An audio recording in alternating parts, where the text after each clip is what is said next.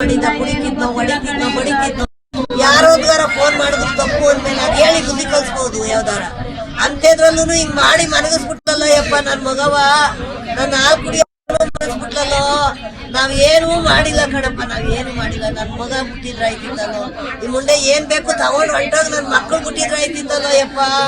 ಈ ಮುಂದೆ ಹೋಗೋಳು ಯಾವನ್ ಜೊತೆ ಎಲ್ಲ ಹೋಗೋಳು, ಅವ್ರು ಮುಂದೆ ಎಲ್ಲಾದ್ರಲ್ಲೂ ಅವಳಿಂದನೇ ಇಷ್ಟೆಲ್ಲ ಆಗಿದ್ದು. ಅವಳ ಮಗಳು ಹೋದಾಗ ನಾನು ಡೈವರ್ಸ್ ಹೊಂಟೋಯ್ತೀನಿ ಇಂದ ಕರ್ಕೊಂಡಿದ್ರೆ ಅವಳು ಯಾವ್ದು ಇರ್ಲಿಲ್ಲ, ಕರ್ಕೊಂಡು ಮಾಡಿಕೊಂಡು ನನ್ ಮಗಗೆ ಇದ್ ಮಾಡಿ ನನ್ ಮಗನ್ನ ಮಾಡಿ ಮಾತಾಡೋಣ ಅನ್ಲಿಲ್ಲ. ಅವ್ರವ್ರ ಏನೇ ಮಾತಾಡ್ಬಿಟ್ಟು ಜೊತೆ ಮಾಡಿ ಕಳಿಸ್ಬಿಟ್ರು. ಅದೆಲ್ಲ ನಮ್ಗೆ ಗೊತ್ತಿಲ್ಲ ಸರ್. ಒಟ್ನಲ್ಲಿ ಅವಳು ಪ್ರೀತಿಸ್ತಾ ಇಲ್ಲ ಅಂತ ಗೊತ್ತಿಲ್ಲ.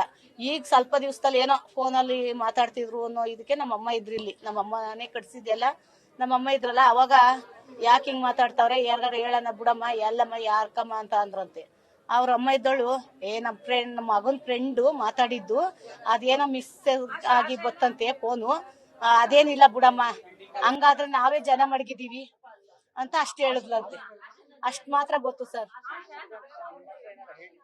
ಇವ್ರೇನು ಅಂದ್ರೆ ಅವ್ರ ಅಮ್ಮಂಗ್ ಗೊತ್ತಿರ್ತದೆ ಸರ್. ಅವ್ರ ಅಮ್ಮ ಅವರು ಚೆನ್ನಾಗಿದ್ರು, ನಾವು ಚೆನ್ನಾಗಿದ್ರು, ಹಿಂಗೆಲ್ಲ ಹೆಂಡತಿ ಬಗ್ಗೆ ಏನು ಹೇಳ್ಕೊತಿರ್ಲಿಲ್ಲ ನಾವು. ಈಗ ಮೊನ್ನೆ ಬಂದಾಗ ಏನ್ ವಿಷಯನು ಚೆನ್ನಾಗಿರೋರು ನಮ್ ಮುಂದೆಲಿ ಮಗು ಕಂಡ್ರೆ ಈಗ ನಡುವೆ ಏನೋ ಒಂಥರ ಬೇಕಾ ಬಿಟ್ಟಿ ನನಗೆ ಇವನ್ ಹತ್ರನೇ ನೀನೇ ಸ್ನಾನ ಮಾಡ್ಸು, ನೀನೇ ಊಟ ತಿನ್ಸು ಅನ್ನೋದು ಮಾಡೋದು ಮಾಡ್ತಿದ್ಲಂತೆ. ಅಷ್ಟು ಗೊತ್ತು.